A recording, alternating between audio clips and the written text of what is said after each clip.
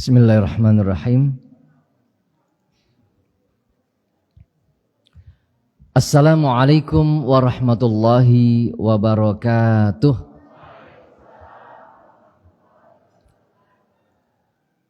Innal hamdalillah nahmaduhu wa nasta'inuhu wa nastaghfiruh wa na'udzu billahi min syururi anfusina wa min sayyiati a'malina. May yahdihillahu fala mudhillalah wa may yudlil fala hadiyalah. Asyhadu an la ilaha illallah wahdahu la syarikalah wa asyhadu anna Muhammadan abduhu wa rasuluh. Rabbi shrah li sadri wa yassir li amri wahlul 'uqdatam min lisani yafqahu qawli, amma ba'd. Wa qala Allah ta'ala a'udzu billahi minasyaitonir rajim. Ya ayyuhalladzina amanu taqullaha haqqa tuqatih wa la tamutunna illa wa antum muslimun. Shadaqallahu nadzim. Para bapak dan ibu jamaah taklim Ahad pagi yang berbahagia rahimakumullah, bersyukur kepada Allah pagi hari ini kita masih diberi nikmat oleh Allah, sehat walafiat, tidak kurang suatu apapun. Mudah-mudahan kehadiran kita di majelis ini ikhlas mata-mata mengharap ridha Allah Subhanahu wa taala, dan mudah-mudahan Allah akan memudahkan langkah kita menuju surganya. Amin ya rabbal alamin.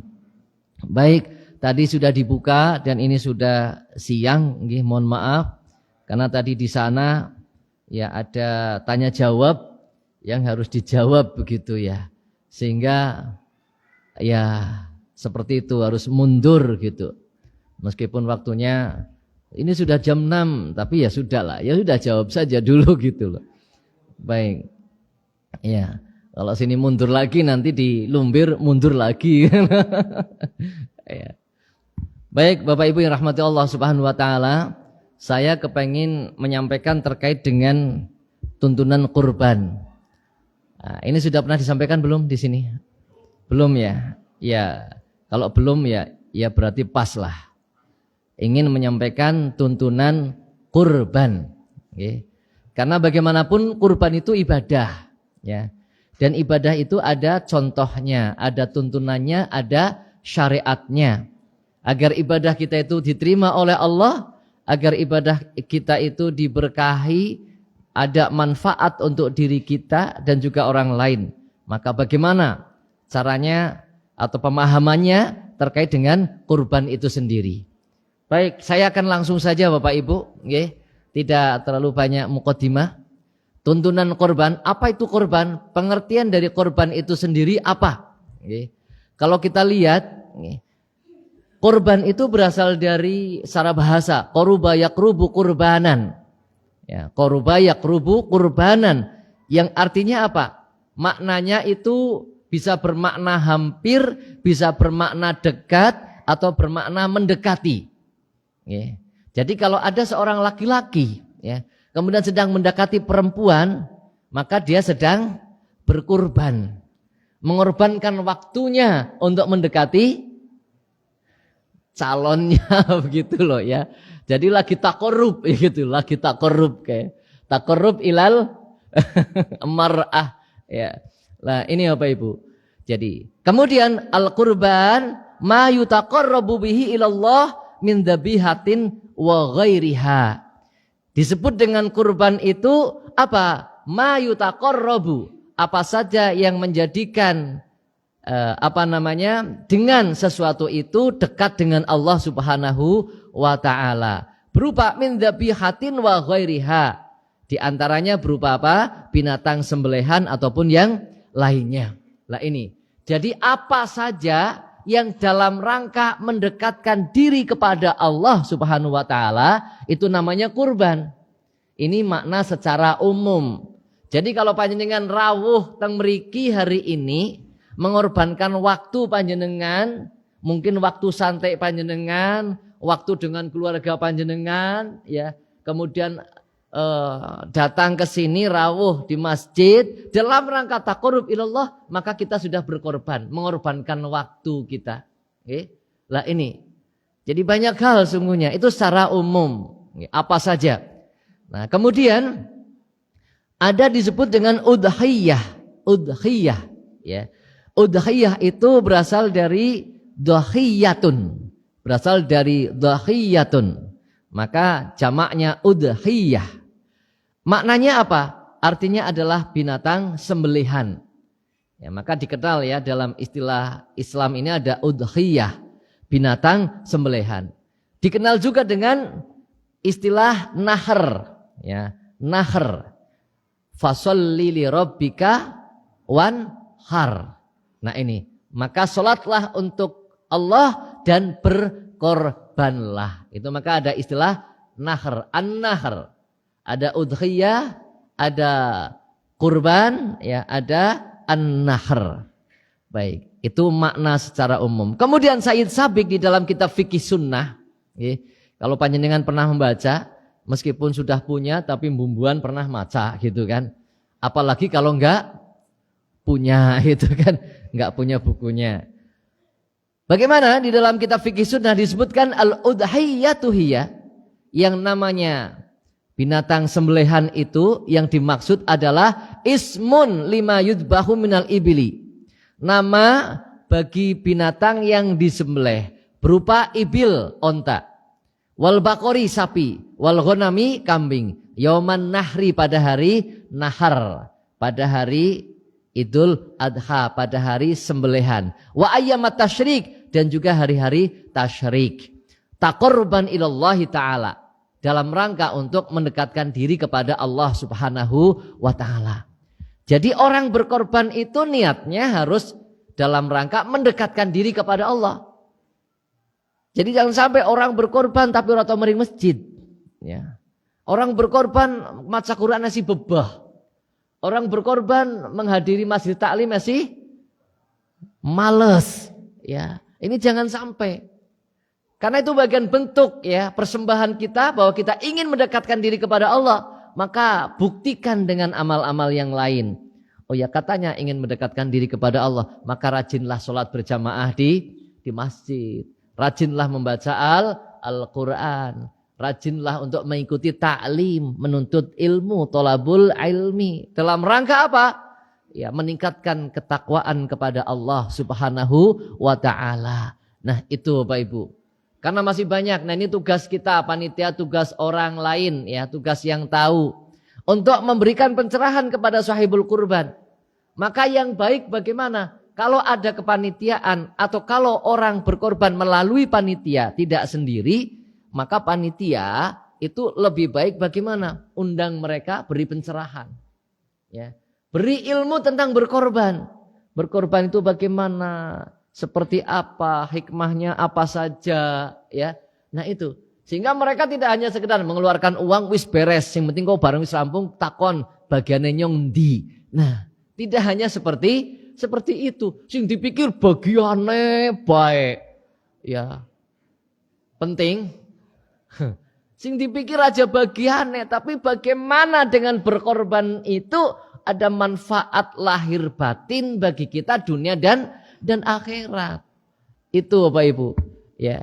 Tidak hanya sekedar makan-makan, nyate-nyate, ya, tidak. Baik.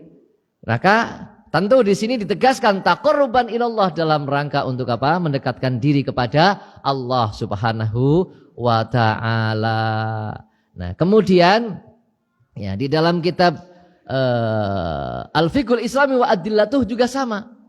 Yang namanya kurban itu atau udhiyah itu ismun lima yudhahi bihi aw lima yuzbahu ayyama idil adha, ya. Nama bagi binatang yang disembelih atau yang disembelih pada hari Idul Adha. Secara fikih, nah secara fikih itu bagaimana? Dzabhu hayawanin mahsusin biniyatil qurbah fi waqtin mahsusin. Ini dalam apa? Pemahaman fikih. Korban itu apa? Dzabhu, menyembelih, hayawanin, binatang, mahsusin yang tertentu. Jadi poin pertama, binatangnya tertentu, tidak sembarang binatang. Panjenengan mau korban ayam, boleh apa tidak? Boleh apa tidak? Boleh, tapi nilainya sodakoh gitu loh, bukan korban khusus, tidak. Boleh saja, tapi nilainya apa? Sedekah gitu kan, sedekah. Berpahala apa tidak? Ya berpahala. Ya, nyembelih pitik 10 bagikan kepada Wah, wis ngono nggih, sapa sing arep njaluk njoti dewek-dewek ngono. Ya Allah, luar biasa. Ya. Nah, ini. Itu ya berkorban, tapi bukan korban secara khusus yang dimaksudkan fasholli li rabbika wanhar. Nah, itu korban secara umum. Niatnya bagaimana? Sama saja taqarruban ilallah. Nah, itu nggih. Nah, ya secara khusus ya bukan. Maka binatangnya tertentu, nggih. Binatang ternak tertentu, nggih. Sudah tertentu, kriterianya juga tertentu. Sapi, kemudian onta, kemudian apa? Kambing atau domba dan segala jenisnya. Jenis kambing, boleh domba, boleh apa. Pokoknya jenis kambing. Sapi juga jenis sapi, termasuk kerbau juga boleh. Ya, kerbau. Di sini sudah ada Pak yang korban kerbau. Kerbaunya langka ya. Kerbaunya ngombajak sawah ya. Itu juga sudah tidak ada ya. Ya, traktor sekarang sudah. Nah, itu boleh. Kerbau boleh. Kerbau dengan sapi larang di Pak. Larang kerbau? Mboh lah ya, aku kurang ngerti. Nek dagingnya enak endi itu sapi dengan kerbau? Oh, sapi ya. Oke. Dagingnya. Baik. Jadi apa? Yang pertama, pokoknya adalah binatangnya tertentu. Onta dengan segala jenis onta, kemudian sapi dengan segala jenis sapi atau kambing dengan segala jenis kambingnya. Nah, itu tertentu. Kemudian apa? Biniyatil qurbah, dengan niat mendekatkan diri kepada Allah fi waktin mahsusin, juga disembelih pada waktu tertentu. Tidak boleh sembarang menyembelih. Lah ini, itu namanya korban yang dimaksudkan oleh syariat. Okay. Nah, ibadah korban yang dimaksudkan secara khusus oleh syariat. Waktunya tertentu. Kalau kita nyembelihnya sebelum sholat Id, maka menjadi sedekah. Kalau kita menyembelihnya setelah maghrib tanggal 13 hari tasyrik, juga bernilai sedekah. Nah ini, maka waktunya untuk korban ini adalah setelah sholat Idul Adha, kemudian sampai dengan sebelum maghrib pada tanggal 13. Lah itu, itu. Baik, Bapak Ibu yang rahmati Allah Subhanahu wa taala, kita lanjutkan. Dasar hukum korban, insya Allah Bapak Ibu sudah hafal. Surat Al-Kautsar ayat 2. Nek nganti ora apal kebangetan. Wong ki surat andalan panjenengan nek salat kok. Ya. Andalane panjenengan kan nek salat dhewekan. Inna a'tainakal kautsar fasholli li rabbika wanhar inna syani'aka huwal abtar. Itu kan ayat paling favorit ya, surat paling favorit. Nek salat dewek, nek dadi imam kadang-kadang gaya gitu kan. Padahal nek dewek kan inna a'taina gitu loh ya. Baik.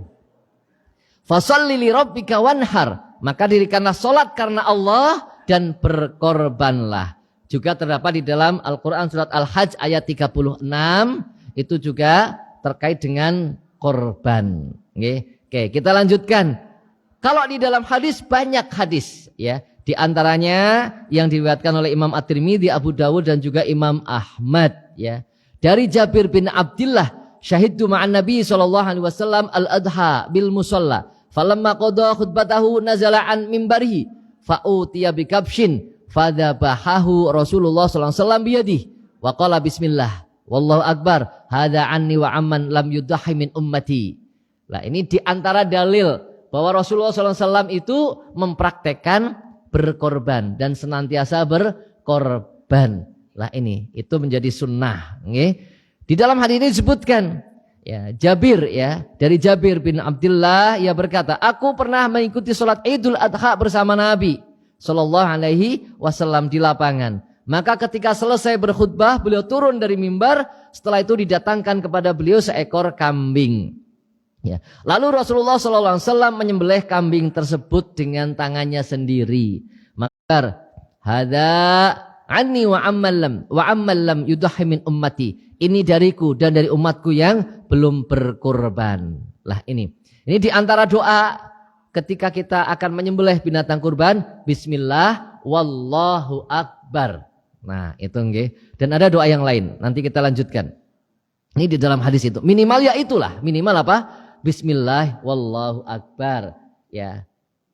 Hadza an misalnya itu boleh. Hadza an ini dari sebutkan keluarga siapa naik 7 ya keburukan bapak ini gitu ya.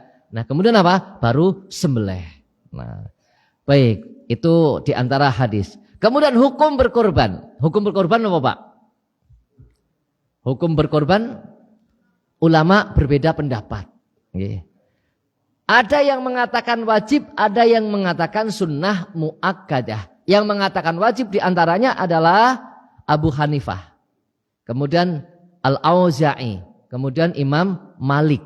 Ya, jadi ada Abu Hanifah, Al-Auza'i, ada sebagian pendapat pengikut Imam Malik.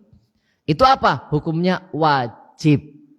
Ya, karena apa? Beliau berdasarkan Al-Quran tadi, fasholli li rabbika wanhar. Maka sholatlah untuk Tuhanmu, sholat itu wajib. Maka wanhar itu dihukumi seperti perintah yang pertama, sholat. Lah ini menurut mereka. Sama dengan wa atimmul hajja wal umrata lillah. Umrah itu ulama beda pendapat. Ada yang mengatakan wajib, ada yang mengatakan sunnah.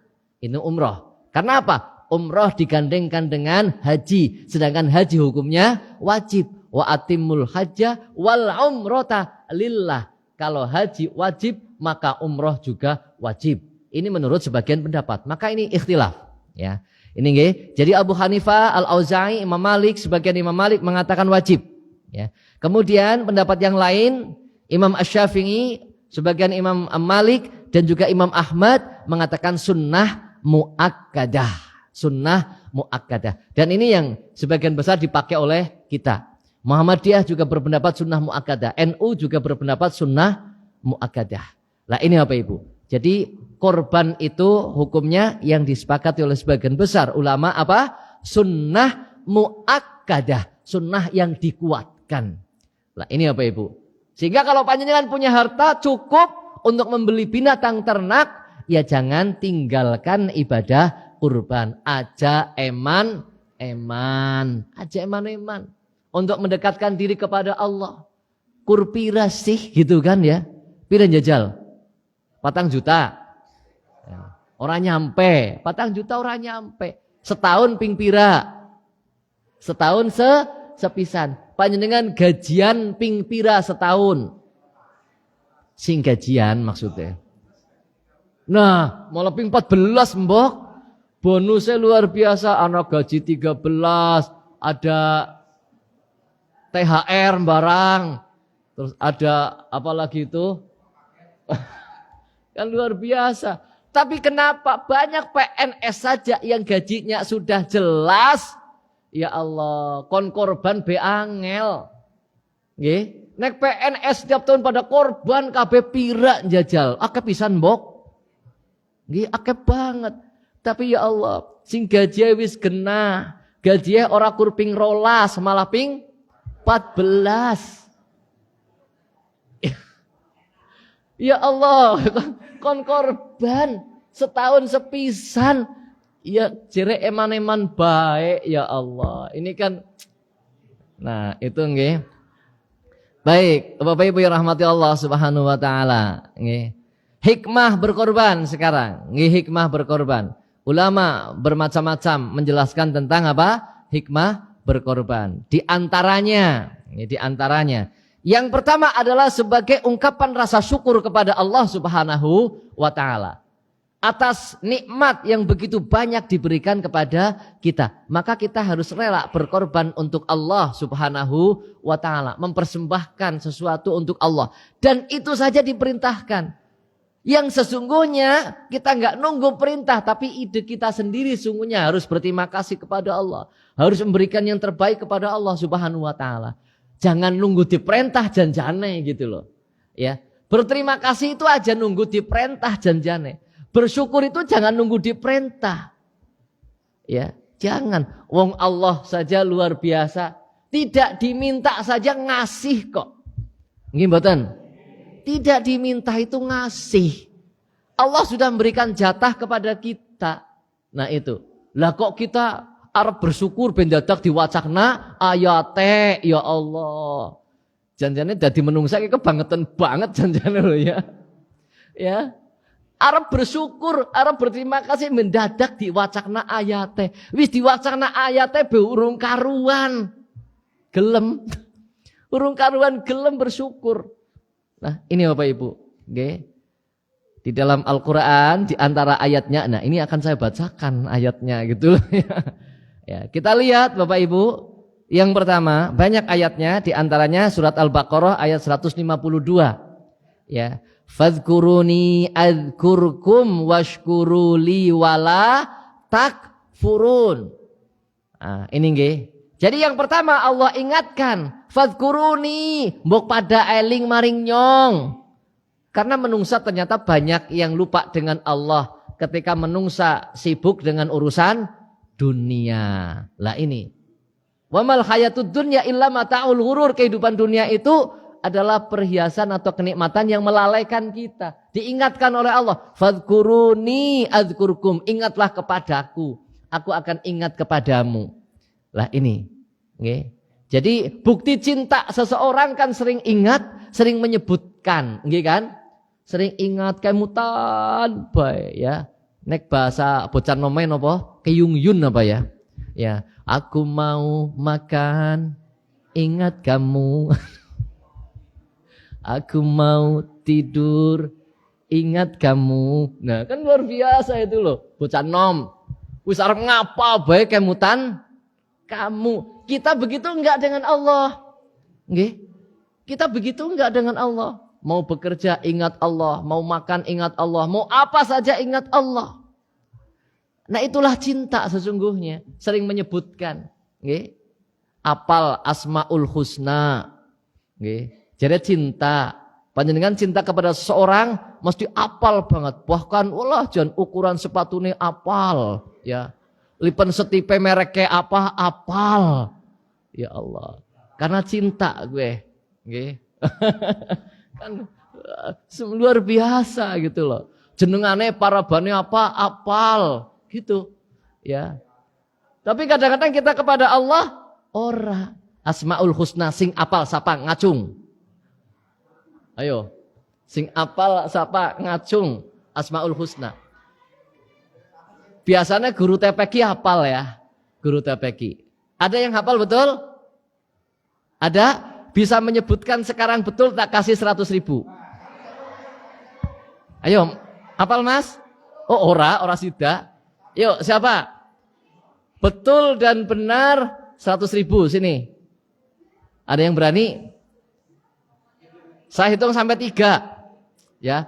Setelah 3 tidak berlaku lagi. 1, mana? Gak ada yang berani. 2, 3, ya wis lah. Kesuwen sih masalah. Gugur, ya. Ya ini. Biasanya guru TPQ hafal, ya. Karena ngajari santri-santri nih. Ya Allah, ya Rahman, ya Rahim, ya Malik, ya Quddus, ya Salam, ya Mu'min, ya Muhaimin, ya Aziz, ya Jabbar, ya Mutakabbir, ya Khaliq, ya Bari, ya Musawwir, ya Ghaffar, ya Qahhar, ya Wahhab, ya Razzaq, ya Fattah, ya Alim, ya Qabid, ya Basid, ya Khafidu, ya Rafi, dan seterusnya. Semono bae ngomong kendarane nyong apal. Mau kendarane apal gitu loh. Nah, 1.000 kok ya. Itu Bapak Ibu, ya. Jadi, ya kalau kita cinta, ya kudune pelajari. Fadhkuruni, sering menyebut Allah. Nah ini. Washkuruli wala takfurun, hendaklah kamu bersyukur atas nikmat yang diberikan kepadamu. Nikmat dariku, dari Allah maksudnya. Lah ini, bersyukur wala takfurun, dan jangan kufur. Dan Allah memerintahkan itu tidak hanya sekedar perintah, tapi apa? Ada jazaknya. Ini luar biasa. Allah memerintahkan segala sesuatu ada balasannya, Pak. Dan balasannya ora bain-bain. Nggih. Ini segala sesuatu diperintahkan untuk bersyukur, ada balasannya. Larangan juga ada balasannya ketika kita menjalankan larangan itu. Artinya apa? Tidak melakukan yang dilarang oleh Allah.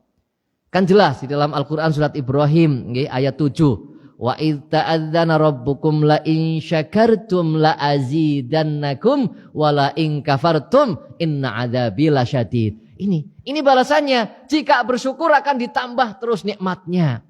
Kepengin apa mboten? Ya kepengin, jare kepengin, mulane syukur sing bener. Nggih. Aja alasan bae. Lah wong nyong gajiane Bali be minus. Lah ya nggo ngapa minus? Nggo urusan dunia bae. Ya. Omah siji kepengin loro, bojo siji kepengin telu, kayak gitu. Ya repot. Ya kurang bae. Ya.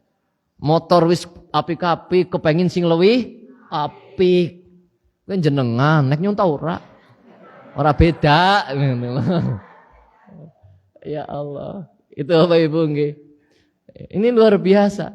Ya ajalah nggih, aja nganti begitu. Nah, bagaimana kita mengendalikan diri kita terhadap godaan-godaan duniawi? Itu Bapak Ibu nggih. Jadi kalau kita bersyukur akan ditambah, tapi kalau kufur maka wala takfurun. Karena wala in kafartum inna adzabi lasyadid. Maka dilarang oleh Allah untuk mengkufuri nikmat. Kenapa? Akibatnya mendapatkan siksa yang pedih. Naudzubillah. Nah, itu Bapak Ibu. Itu hikmah yang pertama. Kedua, bagi orang yang beriman ada pelajaran yang sangat berharga dari keluarga Nabi Ibrahim. Nah, ini pelajarannya, hikmahnya. Pelajaran apa? Pertama adalah tentang kesabaran. Nah ini Bapak Ibu. Kesabaran. Bagaimana istri Nabi Ibrahim sabarnya luar biasa. Nggih. Ditinggal di padang pasir dengan anaknya yang masih bayi. Ora diwai duit. Ora diwai panganan. Tidak ditinggal begitu saja. Kalau jenengan kira-kira gimana jajal Bu? Tinggal bojone, ya, ora dinai duit, ora diwai bekal makanan, karo bocah cilik bayi, tinggal piung, kira-kira kepriwe? Ya golek nyepatani ora karu-karuan kan. Wah. Nah, itu. Tapi bagaimana? Ini contoh ibrah pelajaran. Ternyata apa yang dikatakan oleh istri Nabi Ibrahim, Siti Hajar itu.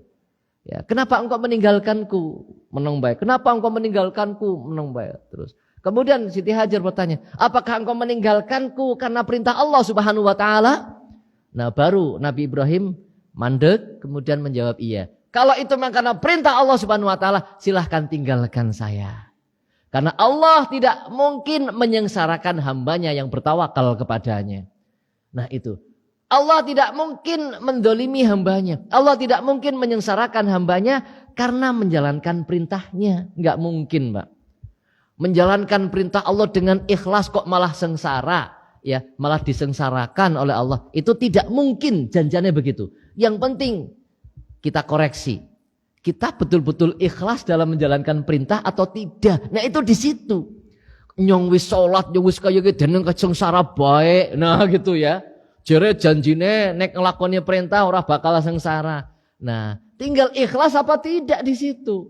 Lah nek tujuannya beribadah karena duit, karena ini, karena itu. Lah, bukan ridho Allah Subhanahu wa taala. Lah ya itu persoalannya. Jadi ketika Allah belum memberikan dia kesuh. Loh, John. Nah, itu berarti belum ikhlas. Nah, itu yang harus diperbaiki. Itu Bapak Ibu, nggih.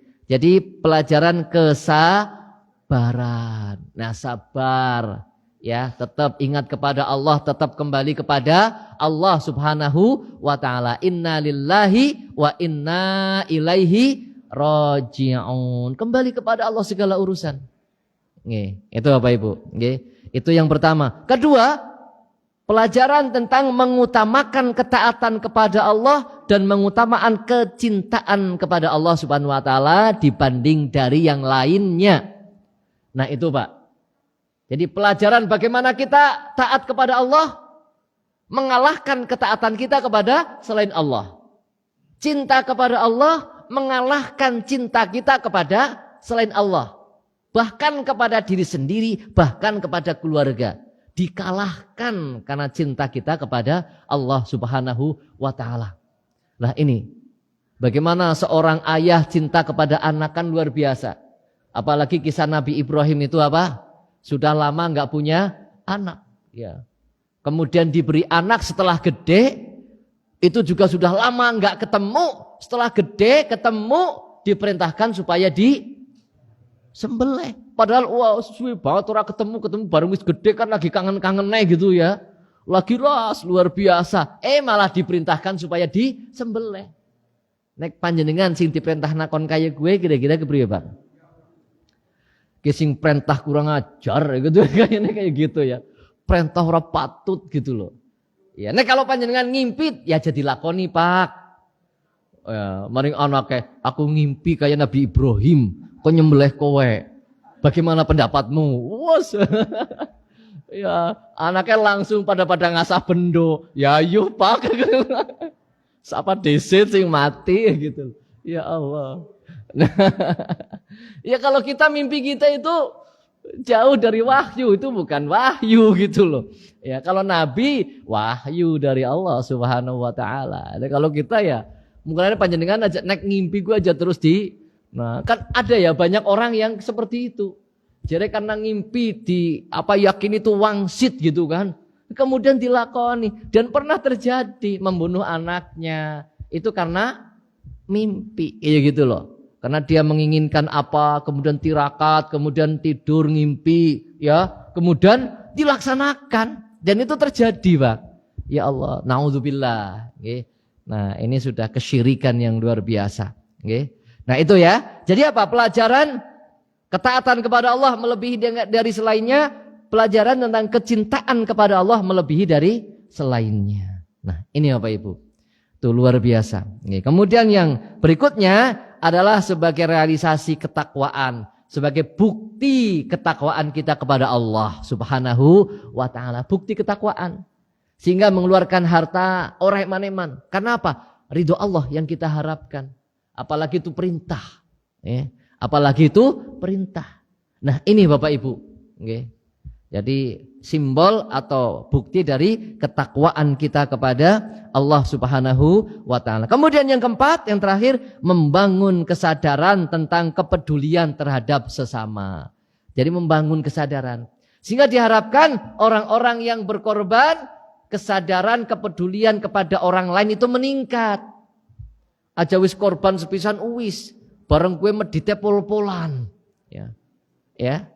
Katanya aku kan udah termasuk peduli, kenapa gelem korban gitu loh ya. Ya Allah, baru gue medite pol-polan ya Allah. Anak dulure lagi butuh banget duit, ya ora peduli. Anak tanggane ora peduli. Nah ini berarti apa? Buah dari berkorban itu belum masuk ke dalam hatinya. Hikmah dari berkorban itu belum masuk ke dalam hatinya. Nah itu Bapak Ibu. Jadi hanya formalitas berkorban, wis selesai, dapat pahala, sudah. Lah itu tidak seperti itu sungguhnya. Nah itu Bapak Ibu. Jadi membangun kesadaran tentang kepedulian kepada sesama. Nah itu. Baik. Kemudian yang teknis-teknis saya tidak sampaikan. Saya ingin menyampaikan ya. Mana ini ya? Ini banyak masalahnya materinya. Nanti tanya jawab saja nggih. Kemudian ini adab menyembelih. Nah ini nggih, adab menyembelihnya ini untuk mengingatkan. Panjenengan insyaallah sudah pernah belajar nggih. Tapi untuk mengingatkan kembali. Adab menyembelih binatang kurbannya. Yang pertama, menggunakan pisau yang tajam. Menggunakan pisau yang tajam, sing betul-betul tajam, aja nganti klek suwe temen gitu loh. Kalau yang profesional sekali tarik itu sudah selesai. Ya berarti pisaunya memang betul-betul tajam. Lah itu yang pertama, menggunakan pisau yang tajam, jangan menyiksa binatang. Nah itu. Kemudian yang kedua, Jangan mengasah pisau di hadapan hewan yang akan disembelih. Ya, nang ngarepe. Gari kowe lho ya. Ya, jangan ya. Ya. Jadi jangan di hadapan binatangnya ketika kita apa? Ngasah pisaunya. Dan akan lebih baik lagi tempat penyembelihannya itu terhijab dengan apa? Antriannya. Jadi mereka tidak melihat binatang yang lain disembelih, itu lebih baik lagi, ya. Jadi misalnya binatangnya di sebelah sini, nyembelihnya di sebelah sana misalnya. Jadi yang lain yang antri disembelih tidak melihat batirnya disembelih. Masalahnya bisa stres, ya. Next stres itu katanya mempengaruhi katanya dagingnya, kualitas dagingnya itu terpengaruhi, ya kan? Orang yang disembelih, orang deneng. Binatang yang disembelih ikhlas ya dengan yang stres itu berbeda. Katanya begitu. Itu saya sih bukan ahlinya ya, bukan ahlinya. Tapi katanya begitu gitu loh. Ketika kita mendapatkan penjelasan dari ya dinas peternakan gitu nggih. Itu seperti itu. Maka binatang yang akan disembelih itu kudu ditenangaken. Ditenangaken betul gitu ya. Saya lihat di YouTube itu ada yang ahli banget gitu ya. Wedus, ya cuma dengan apa teorinya dia tidur meneng tanpa dicekeli kayak gitu loh, ditutup matanya dengan telinganya set kayak gitu, bisa seperti itu ya kudunya dipelajari. Aja nang kene ya ngrubuna sapine wis stres disit, ora dadi ya. Ngrubuna sapi ora dadi gedebuk sepayungane. Wah, apa maning bocah-bocah cilik pada nang kono rubung pirang-pirang, surak-surak maning. Ya stres sapine. Ya. Bocah-bocah surak-surak maning. Ya Allah. Bareng gedebruk. Seneng pisan pada bocah-bocah. Ya Allah. Lah ini Pak, ya. Ini yang perlu dijaga ya. Jadi tingkat stresnya apa? Hewan itu perlu dijaga. Meskipun sing nyembelih nek urung profesional, stres juga gitu loh. Ngrubuhna ora dadi stres gitu juga sing nyembelih gitu loh.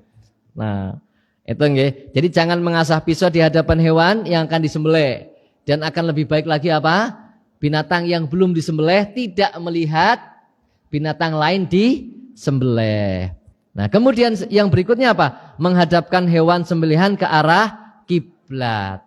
Nah, maka bagaimana tuntunannya? Kepala di sebelah selatan. Kepalanya di sebelah selatan. Lambung sebelah kiri di bawah. Lambung sebelah kanan di atas. Nah itu, lambung sebelah kanan di atas. Ternyata itu juga mempengaruhi kesehatan. Ini saya tulis gitu nggih.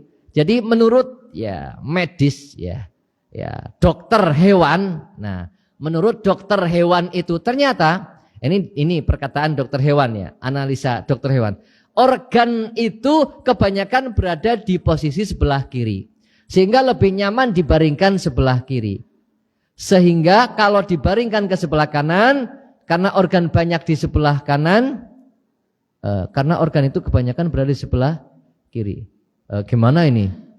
Maka nanti organ akan menindih sebelah kiri. Oh ini salah ngetik ya berarti. Nanti dikhawatirkan akan mempengaruhi diafragma. Orang ngetik ya maksudnya diafragma apa? Ya untuk ahlinya tadi ya. Ya, karena untuk ahlinya jadi orang ngerti ya. Jadi artinya apa? Ada pengaruhnya begitulah ya. Ya kalau saya ya syariat yang diajarkan oleh Rasulullah Muhammad SAW apapun itu pasti sesuai dengan kesehatan Pak. Pasti sesuai. Karena itu apa? Dari Allah. Ilmu kesehatan dari mana? Dari Allah Subhanahu wa taala. Itu pasti sesuai, Pak. Ya. Jadi insya Allah kita nggak usah ragu-ragu. Sebetulnya tidak ada tidak ada penjelasan dari medis pun itu pasti ya. Jadi apa yang diajarkan oleh Rasulullah pasti sudah dari segala aspek itu adalah positif. Nah, itu Bapak Ibu. Nggih. Jadi seperti itu nggih. Jadi lambung membaringkan hewan yang akan disembelih di atas lambung sebelah kiri. Nah itu nggih. Jadi yang keberapa tadi? Yang ketiga menghadapkan hewan sembelihan ke arah kiblat. Ya, kemudian membaringkan hewan yang akan disembelih di atas lambung sebelah kiri. Nah, jadi lambung kirinya di bawah. Ya berarti memang menghadap ke arah selatan, ya. Ke arah selatan, kakinya di barat. Nah, itu. Kemudian apa? Dengan menginjakkan kaki di leher hewan. Nah, jadi yang menyembelih kakinya menginjak leher binatang itu. Itu yang dilakukan oleh Rasulullah Shallallahu Alaihi Wasallam. Jadi mengikuti sunnah. Mengikuti sunnah. Jadi kaki kanan orang yang menyembelih menginjakkan ke leher bagian pangkalnya, ya bukan leher yang dipotongnya nanti ya kena kakinya, ya di sebawahnya. Nah itu Bapak Ibu ya, jadi kakinya menginjak. Nah itu bagian adab dari apa? Menyembelih binatang kurban. Kemudian dengan berdoa, doanya bagaimana? Doanya ini tadi sudah ya, diantaranya apa? Bismillah wallahu akbar. Kemudian dilengkapi dengan sebelum membaca itu baca dulu inni wajjahtu wajhiya lillahi fataras samawati wal ard dan seterusnya sampai wa ana minal muslimin, sampai dengan wa ana minal muslimin. Kemudian bismillah Allahu akbar Allahumma minka walaka an siapa baru kemudian sembelih, potong. Nah, itu Bapak Ibu, nggih. Jadi inni wajjahtu wajhiya lilladzi fataras samawati dan seterusnya sampai wa ana minal muslimin. Kemudian bismillah, Allahu akbar. Ya, Allahumma minka walaka atau hada min siapa itu juga boleh ya. Hada minka wa an misalnya. Siapa itu juga boleh. Nah, itu Bapak Ibu ya. Jadi Allahumma minka, karena apa? Binatang itu dari Allah. Walaka, dan dipersembahkan untuk Allah Subhanahu wa taala. Dari siapa? Nah, disebutkan ya. Siapa, bapak siapa, bapak siapa, bapak siapa. Dan pahalanya itu adalah untuk sekeluarga. Itu nggih. Jadi misalnya Pak Ahmad, berarti pahalanya adalah untuk Pak Ahmad dan keluarganya. Pak Mahmud juga untuk Pak Mahmud dan keluarganya. Tidak perlu disebutkan seluruh keluarganya. Pak Ahmad dan keluarganya, Pak ini dan keluarganya, tidak. Ya, maka kepala keluarga itu yang menjadi sebutan berkorban. Nah, itu Bapak Ibu, nggih. Oke, oleh karena itu berkorban dalam satu keluarga cukup satu minimal. Satu udah pahalanya untuk satu keluarga. Nah, itu pahalanya untuk satu keluarga. Lebih dari satu boleh apa tidak? Ya boleh. Jadi boleh. 2, 3, 4, 5 silahkan kalau memang punya duit. Nah, itu Bapak Ibu, nggih. Ya, saya kira itu saja yang saya sampaikan Bapak Ibu. Sudah 7-5 menit. Silahkan kalau ada tanya jawab terkait dengan korban, nggih monggo. Ya. Kalau tidak ada ya kita akhiri. Ya. Wonten napa mboten? Monggo. Silakan. Silakan, monggo.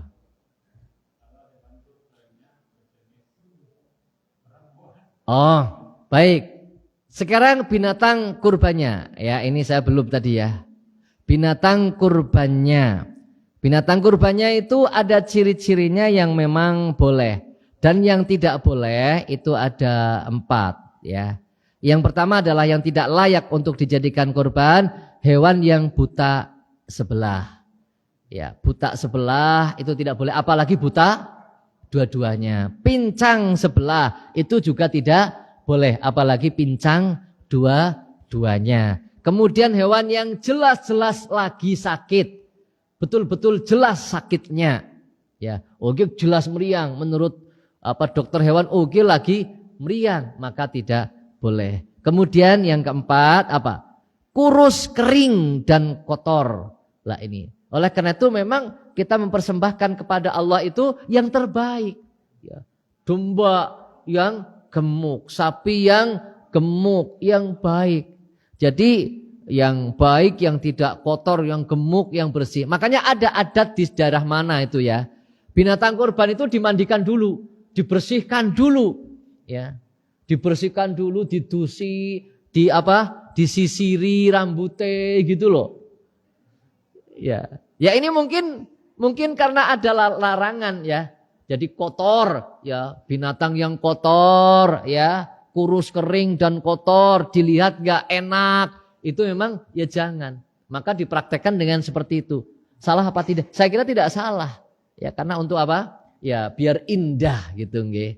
Ya tapi ya aja kemudian membuka salon kambing korban. Nah, itu ya salon kambing korban.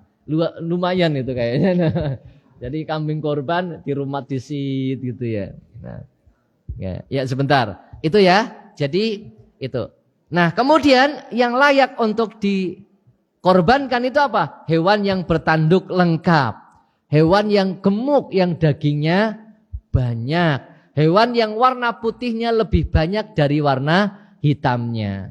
Maka kalau nyari ya yang putih dulu gitu nggih. Nek ora nemu nah baru senemune.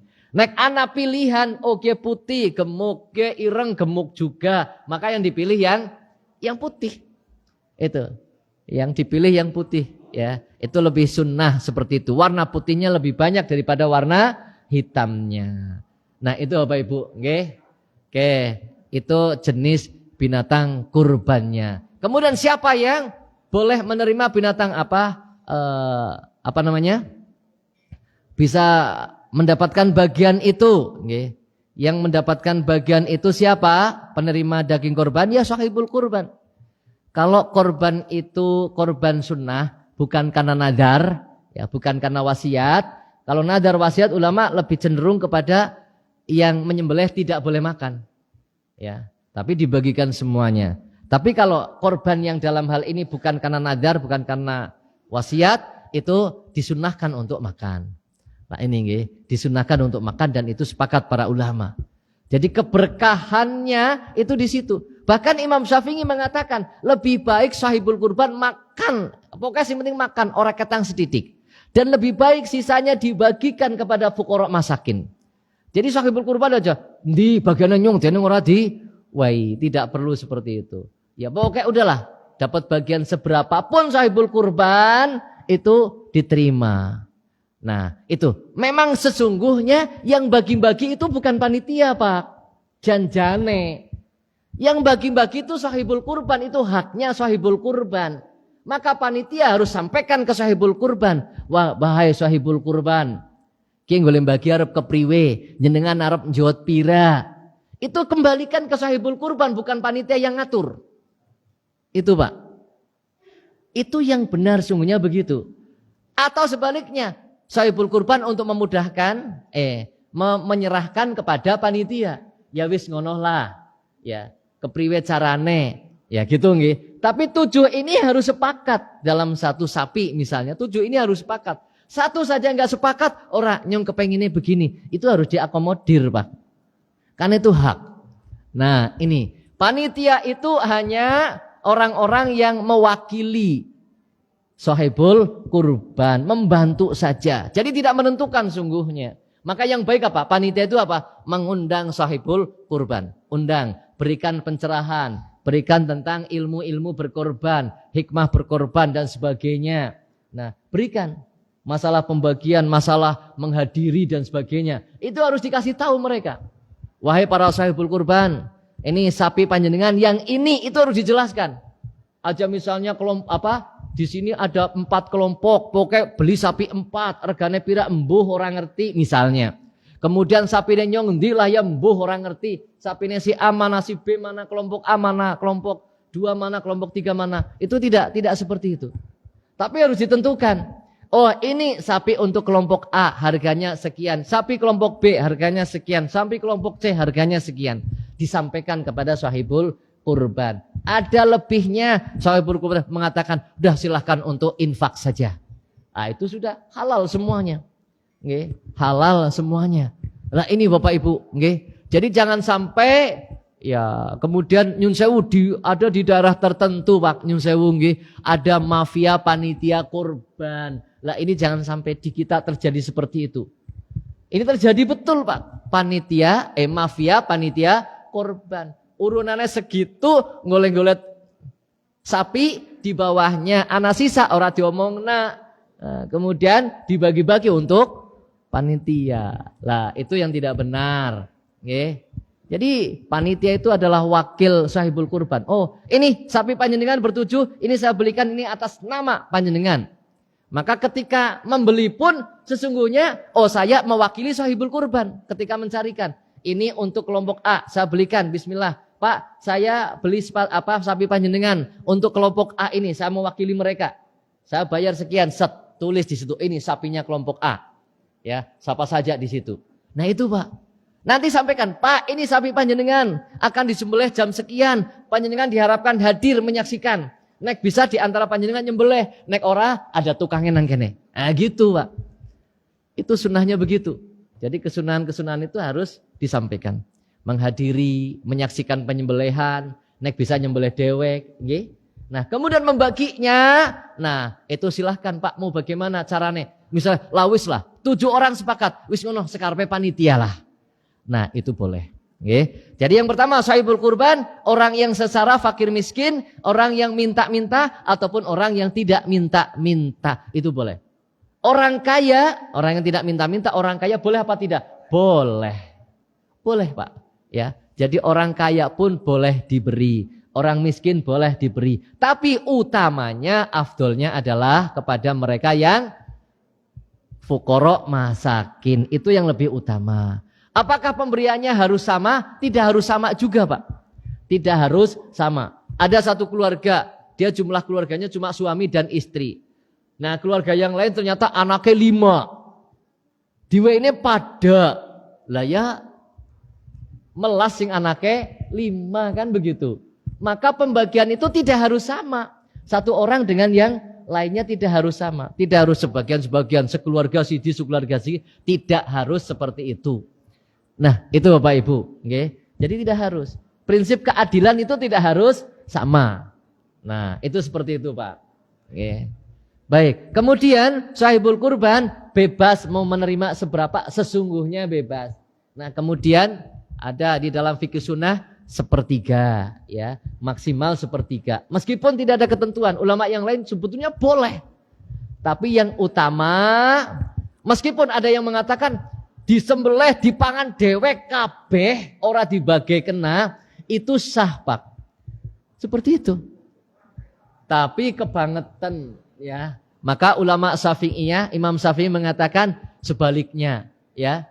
Ya, yang afdol yang utama kita sedikit saja yang dibagikan kepada orang lain itu yang lebih banyak. Begitu, nggih. Nah, itu garis besarnya begitu. Wallahu a'lam bishawab. Saya kira itu Bapak Ibu. Ya, cukup apa ada lagi apa? Usia binatang kurban. Insya Allah sudah ini lagi. Coba. Nah, kriteria unta 5 tahun. Unta itu 5 tahun. Berarti memasuki usia yang ke-6, berarti sudah genap 5 tahun. Misalnya nih, usia saya lahir 3 Maret 73. Ya, maka Maret 2023 itu saya genap 50 tahun, ya kan? Berarti sekarang masuk ke 51. Nah itu, ya. Masuk ke 51. Maka seperti itu. Harus genap dulu 5 tahun untuk onta. Kemudian untuk sapi 2 tahun, ya. Sapi 2 tahun. Jadi memang perlu sekarang peternakan itu ada akte kelahiran, Pak. Akte kelahiran wedhus, akte kelahiran sapi gitu loh ya. Ya. Ya, kurang dari itu kalau memang tidak ada, kalau tidak ada loh ya. Kalau tidak ada yang memenuhi syarat seperti itu dibolehkan. Ya, kalau tidak ada itu nggih Pak nggih. Jadi memang ada pernah di dalam hadis itu pernah peristiwa ternyata memang belum 2 tahun itu dibolehkan. Ya, baru 6 bulan kambing itu dibolehkan. Kalau dalam kondisi yang darurat, orang nanau wis gitu kan, anane kue, maka ya itu. Kalau kambing 1 tahun, nggih. Oke. Nggih, monggo.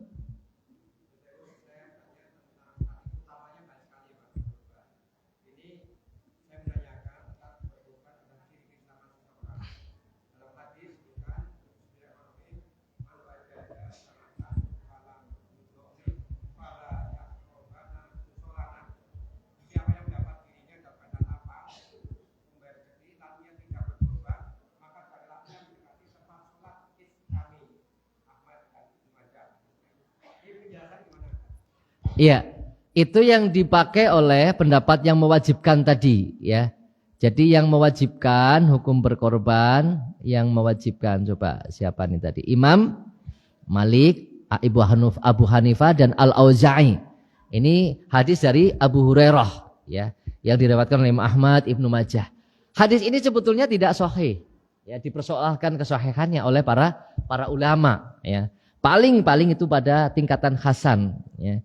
Tapi hasan itu juga bisa menjadi hujjah ya. Jadi tidak sampai ke derajat sahih. Jadi apa maksudnya ini? Jadi tidak semua lafal perintah itu menjadi wajib dan tidak semua lafal larangan itu menjadi haram ya. Tidak semuanya. Makanya ada memang kaidah-kaidah fikih dan ulama berbeda pendapat. Kalau ulama zahiriyah itu menilai zahirnya. Setiap perintah itu berarti wajib. Setiap larangan berarti haram. Nah itu ulama zahiriyah. Yang lain jumhur ulama tidak. Tidak semua perintah itu bermakna wajib. Tidak semua larangan itu bermakna haram. Tidak. Ada yang bermakna mustahab menjadi sunnah, muakkadah dan sebagainya.